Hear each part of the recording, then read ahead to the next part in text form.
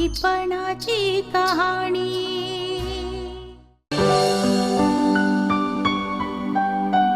अगं बाई, पुस्तकं तिकडेच राहिली।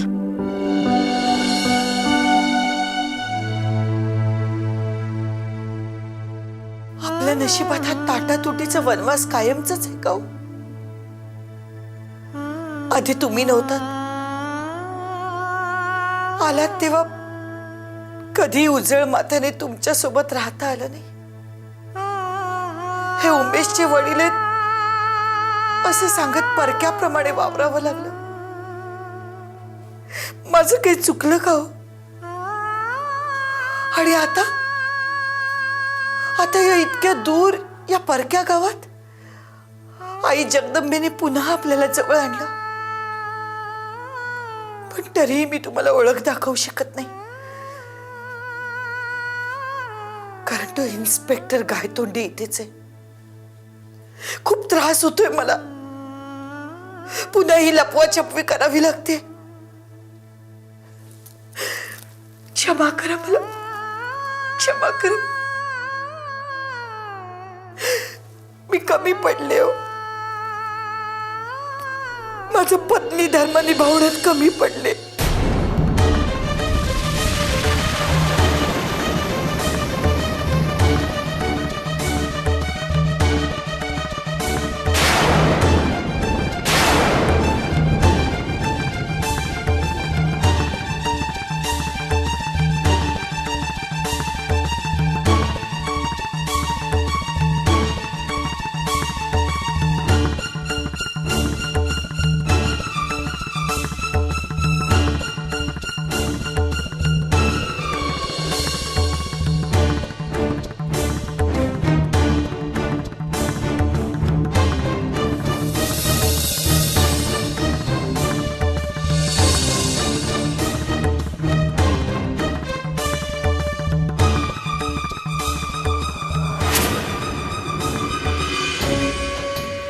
आई, किती परीक्षा घेणार आहेस माझी? यांना इतकं जवळ आणलंयस माझ्या, पण मी त्यांची काळजी सुद्धा घेऊ शकत नाही। धड त्यांना दुरून पाहू सुद्धा शकत नाही, बोलू शकत नाही। अगं काय आहे तुझ्या मनात? मी इथे असून सुद्धा उमेश गेल्यावर ते एकटे पडतायत।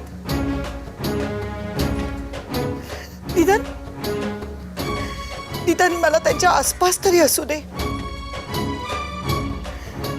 एवढ्या दूर मंदिरात राहून मी त्याची सेवा कशी करणार आई?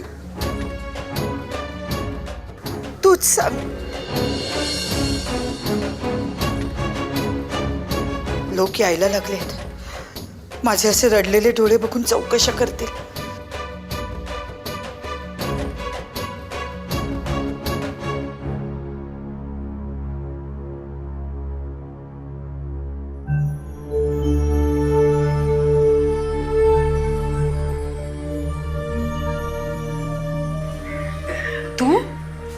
तू कशाला आलीस इथे? तुम्हालाच भेटायला। का? ऍक्च्युली मी गावात पुन्हा फिरले, पण मला तीच उत्तरं मिळाली। आज इथे पण हाताच्या बोटावर मोजण्या इतकी मुलं आली आहेत। का? तर तिच्या दहशतीमुळे। तिला कळलं तर काय होईल या भीतीने कोणी पाठवतच नाही। गावातले लोक एका बाईचा उल्लेख करतात, तिला कळलं ते ती आम्हाला सोडणार नाही असंच सगळीकडे ऐकायला मिळालं। तुम्ही काही करत का नाही? काहीतरी ऍक्शन घ्यायला हवी।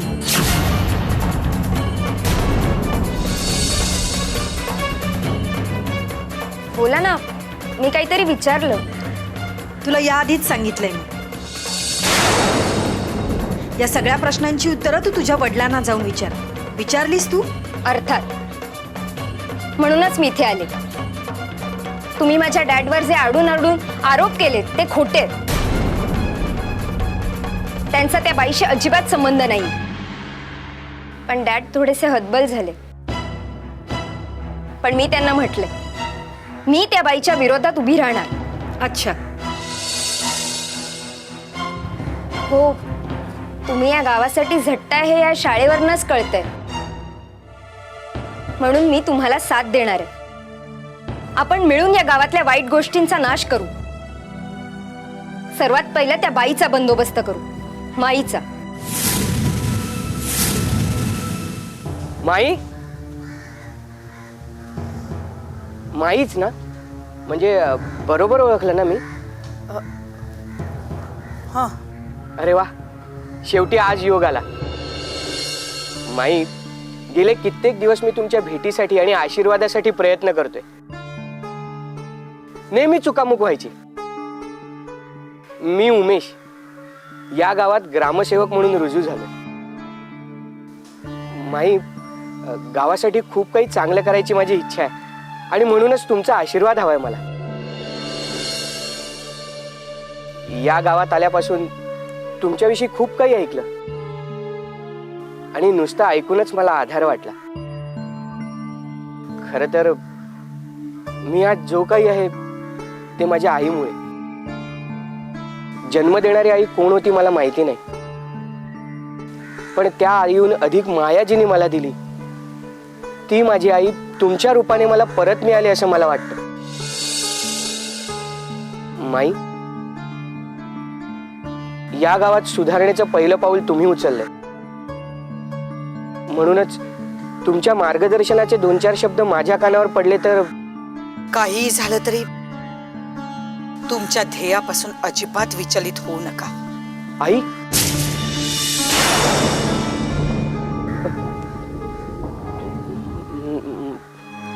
मला क्षमा करा. मला वाटलं की माझी आईच माझ्याशी बोलते.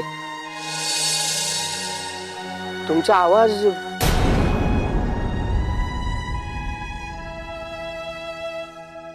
आई जगदंबेचं स्मरण सदैव जाग ठेव मनात.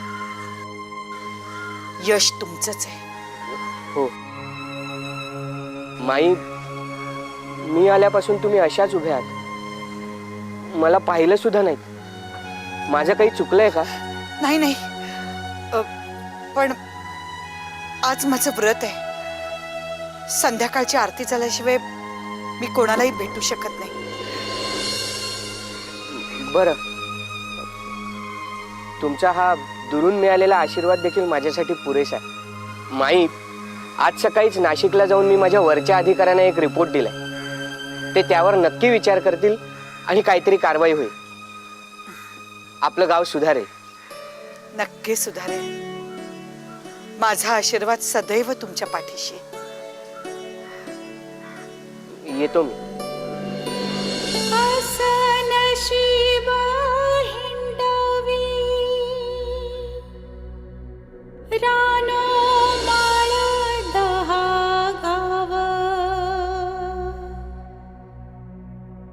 जीवा पाडतीचा कष्ट एक राखायाला नाव अशी एकलेपणाची पुन्हा फिरून दुखाणी. हे बघ, माईंबद्दल मी एकही वाकडा शब्द ऐकून घेणार नाही. तुला आमच्या कामात सहभागी व्हायचं नसेल ना तर नको होस, पण माईंबद्दल बोलण्याचा तुला काडी मात्र अधिकार नाहीये. सगळं गाव त्या बाईला घाबरतंय आणि तुम्ही त्याच बाईची बाजू घेऊन बोलताय. ती बाई असा जो गावामध्ये उल्लेख ऐकतेस ना, तो माईंबद्दल नाही, कालिंदीबद्दल आहे. कालिंदी? कोण कालिंदी? हे बघा, तुम्ही उगीच तर तू बोलतीयस. आधी सत्य काय ते नीट जाणून घे. कालिंदी नावाच्या तांत्रिक बाईने आपल्या काळा जादूने अख्ख्या गावाला वेठीला धरलेलं आहे. तिनेच सगळीकडे अंधश्रद्धा पसरवली. गावातली शाळा तिच्याचमुळे बंद पडलेली. आज ही 4 मुलं दिसत आहेत ना तुला शाळेमध्ये, ती माईंमुळेच दिसत आहेत. तिने त्या कालिंदीच्या दहशतीमधून सगळ्यांचे प्राण वाचवलेत. ते त्यांच्या आई वडिलांना पटलं म्हणून आज मुलं इथे आहेत. गावाची आशा, गावाचं चैतन्य, हे सगळं माई आहे. म्हणजे माझे डॅड खोटं बोलतायत असं म्हणायचंय का तुम्हाला? आज माझ्या लक्षात आलं त्या माईनी तुमचं ब्रेन वॉश करून तुमची विचार करण्याची शक्तीच नाहीशी करून टाकली. आणि माझे डॅड या सगळ्याला बदले नाहीत म्हणून तुम्ही त्यांच्याविषयी अफवा पसरवताय. आणि तुम्हीच माझ्या डॅडवर आरोप केलात की त्यांनीच माझ्या आजोबांना.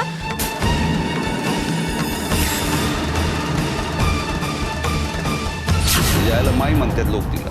लेट डांबरड बाई, एक नंबरची डॅम्बिस आहे ती. अगं ती एवढी ती काय जादू ना काय करते, लोकांना भ्या काय दाखवते काही चिरू नको. आपल्या गावामध्ये शाळा होती ना काय, ती पण बंद करून टाकली तिनं. लय डांबरड बाई आहे ती. हा, शाळा बंद पडली. ए पुरी, तू तिच्या नादाला जाऊ नको. लय वस्तात बाई आहे ती.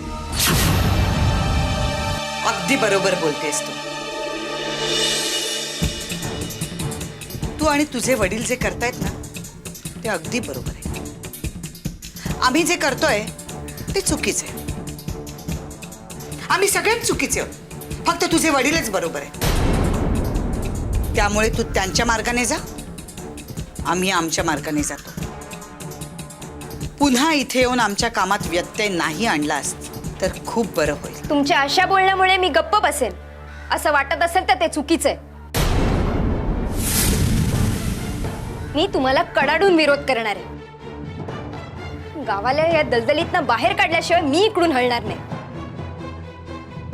मी लोकांना जागृत करेन आणि तुमची दहशत नाहीशी करेन.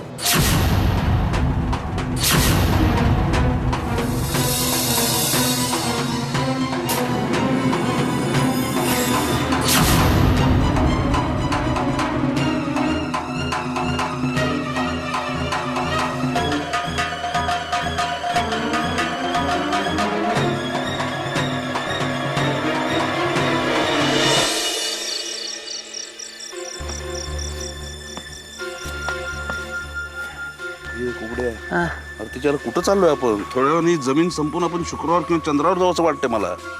ती मोठ्या जंगलात नक्की कुठे ठाव आहे ना तुला? हो माहित आहे मला, इथं जवळच आहे. काय जवळ आहे तिच्या आईला?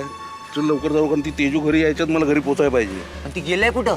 तुला काय करायचं, गेली असेल कुठं मैत्रिणीकडे गेले कुठं. चल लवकर. माझं तर डोकंच फिरलं तिचे तारे तोडत होती ते ऐकून. आईबद्दल उलटसुलट बोलायला लागली तेव्हा मी तिला गप्प केली. बरं ती स्वस्तही बसायला तयार नाही, सारखी चक्रा मारतीये. मूर्ख. मला तर असं वाटतंय जयसिंगनीच तिला हाताशी धरलं असावं इकडची खबरबात काढायला. मला ती मुलगी निरागस वाटते.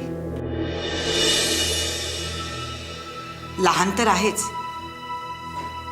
पण जयसिंगने तिच्या मनात सगळं विरुद्ध भरवलेलं दिसतंय, अगदी चतुराईने. आणि आता ती त्याच्या नजरेने आपल्याकडे बघते. जयसिंगने तिच्या मनात भरवलंय की तिची स्वतःची मत आहेत हे काही सांगता येणार नाही. पण ती मुलगी डोक्याला ताप झाली आहे हे मात्र खरं आहे. हो ना, ती ज्या अधिकाराने बोलते त्याच्यावर हसावं, रडावं की चिडावं तेच कळत नाही. तिला समजवण्यात काही अर्थ नाहीये. बरं सत्य काय आहे हे समजावून सांगूनही काही कळत नाही, कारण ते जास्त त्यानेच अनुभवावं लागतं. ती मुलगी कितीही चांगली असली तरी ती जयसिंगची मुलगी आहे. शेवटी तिचं रक्त त्याच्याकडेच ओढ घेणार. कदाचित प्रथम ती त्याच्या विरोधात उभी राहील, पण शेवटी ती त्याच्याकडेच जाईल. नेहमीच ती त्याच्या विरोधात उभी राहील असं नाही. आणि विश्वास ठेवण्याचा प्रश्न आलाच तर आधी ती बापावरच विश्वास ठेवेल. या मुली प्रथम तत्वनिष्ठ असतात, पण शेवटी बापाचीच बाजू घेतात. एक अनुभव मी घेतलाय, पुन्हा नको.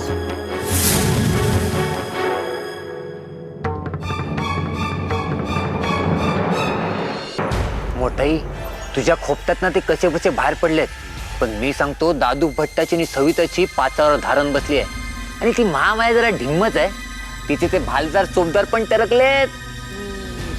त्या दादू भटाला चांगला दम दिलाय मी. म्हणलं हे बघ, आमच्याकडे हेरगिरी करायची, जर नाही केलीस तर तुझ्या बायकोचं पुरीचं काय करू तुला ठाव नाही. काय बरोबर नाही रे? होय होय. मग तो तयार झाला. तेवढ्या तिथे ती तेजस्वीता आली ना, तो सटकला. तुझी ही मुलगी जरा अवघड जाणार आहे. जड जरा नाही, भयंकर जड जाणार आहे ती. पण मी काय कमी आहे व्हय? मी गोड गोड बोलून तिला घेतली आपल्या गोळ्यात. आणि आमचा दादासाहेब त्याला पण गोड गोड बोलून औषधं आणून देतो तालुक्याहून. आणि त्या खुशीत हळूहळू मी त्याच्याकडनं दवाखाना काढायचा आहे, हॉस्पिटल काढायचं आणि काय काय सांगून जमीन माझ्या नावावर करून घ्यायचा विचारात आहे. म्हणजे त्यांनी माझ्या नावावर जमीन केली म्हणजे काय अर्थ होतो? दादासाहेबांना माझ्यावर विश्वास आहे. त्याचा विश्वास आहे म्हटलं, गावकरी पण विश्वास ठेवतात. मग हळूहळू त्यांच्या जमिनी मी अंदर करून घेतो. काय बरोबर का नाही? आणि हे सगळं मी प्लॅनिंग करतो हे दादासाहेबाला कळायच्या आत त्याला वर पोचवतो की नाही बघ. आपले काय तोंडे कशाला आहे? हा, किंवा ताटाखालचं मांजर आहे, 4 हाडकं टाकली ते बरोबर काम करते. काय बरोबर नाही रे? होय होय, काय होय म्हणतोय हा बघ. तुझी योजना एकदम चपकल आहे. फक्त तुझी मुलगी ती मात्र सगळा पत्ता उलटवू शकते. तिला हुकमाचा एक्का कर, नाहीतर परत पाठवून दे तिला. तू कशाला तिला पाठवायचं? का मी बघतो ना, माझी लेक आहे, मला ठाव नाही काय?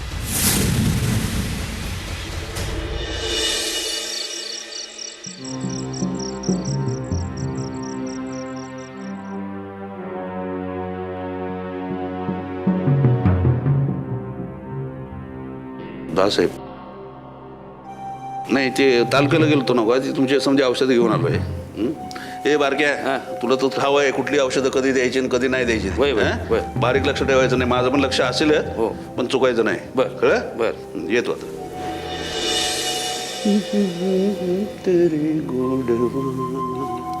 जयसिंग, हां, खरं सांगू मला तर अगदी बरं वाटायला लागलेलं आहे. हे लय बेस झालं. मन सुद्धा कसं अगदी स्वस्थ झालंय. तू तेजूला आणलंस ना, हे फार बरं केलंस. त्यामुळे मला अगदी आनंद झालाय. पूर्वीचाच उत्साह अंगात आलाय. अरे तेजू म्हणत होती आपलं गाव बक्काल झालंय म्हणून. तूही तेच म्हणत होतास. जयसिंग, आपल्यालाच आपल्या गावासाठी काहीतरी करायला हवं. अरे आपणच करते धरते आहोत. होय की जयसिंग, आपण सगळ्या आधुनिक सोयी गावात आणू. त्यामुळे आपल्या गावच्या लोकांना फायदा होईलच, पण जवळच्या गावातल्या सुद्धा लोकांना त्याचा फायदा होईल. हो जयसिंग, मी त्या वकिलाला फोन करायला सांगितला होता. काय झालं त्याचं? होय, त्यांना फोन केला, येतात किती? उत्तम उत्तम. हे बघ, मी काय म्हणतो तुला जयसिंग, तोपर्यंत तू हॉस्पिटलसाठी कुठली जागा योग्य आहे ते पाहून ठेव. काय म्हणजे वकील आले ना की मग ती जागा मी तुझ्या नावावर करून टाकेन. तुम्ही म्हणाल तसं.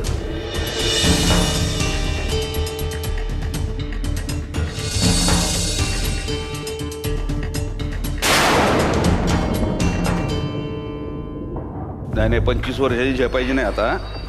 हां, 30-32 पर्यंत चालते की. हां, त्याच्या पुढं नको. हां, पाठव. Okay okay. हां हां हां ओके. अरे जयसिंगराव, गडबड झाली. काय झालं? सकाळी सकाळी ACP साहेबांचा फोन आला होता. काय म्हणतो तू? झाप झाप झापलं मला. तुला रोज झापलं पाहिजे त्यांनी. चेष्टा कसली सुस्ती आहे तुम्हाला? त्यांना गावातल्या प्रत्येक गोष्टीची खडानखडा माहिती. प्रत्येक गोष्टीचा जाब विचारत होते मला. हे सोड रे, ACP BCP तिच्या यायला असे बरेच लोक आले आणि गेले. कळलं ना? बघ, हे या गावावर आपलंच राज्य होतं आणि आपलंच राज्य राहणार. कळलं? मग ते मला हे सांग, त्या येडीचं काय, सुमीचं काय झालं? नाही मी ते काय मी ते काय बघतो? काय तू काय कामाचं नाही. तू गाय तोंडे आहे रे शेवटी. गाईसारखं गरीब राहून चालणार नाही इकडं. हे बघ, तुझ्यानं होणार आहे तो होणार आहे म्हणून सांग, नाही तर मला सांग, मी माझ्या पद्धतीनं करतो. नाही साहेब, तसं काही करू नका. वातावरण फार तापलंय. नाही, नंतर मला तुम्हाला कव्हर करणं जड जाईल हो. काय आहे, तुम्हाला वाटते तेवढं प्रकरण सोपं नाही. नाही, मी काय म्हणतोय तुमच्या ध्यानात येते जयसिंगराव. अहो, मी सुद्धा काही कच्च्या गुरुचा चेला नाही. अहो, पण मी घाबरतोय, समजून घ्या ना जरा. मला कुठली सध्या रिस्क घ्यायची नाहीये. वरती वातावरण फार तापलेलं आहे. तापले ते तापू दे रे. त्याच्या आईला मला हे फाइंड आउट केलं पाहिजे की कोण आहे तो जो गावातल्या समध्या खबरी वरपर्यंत पोहोचवतो. एक डाव मला कळ कोण आहे तो. हा ठाव आहे तुला? हा नाही तू गप बसला मी तुला ठाव आहे. हे बघ हे मला ताबडतोब सांग कोण आहे तो. बोल ना. साहेब एसीपी साहेबांनी कंप्लेंट स्टेटमेंट दाखवलं तर कुणीतरी दादू भट नावाचा गावातला पुजारी आहे त्याने ते केलं.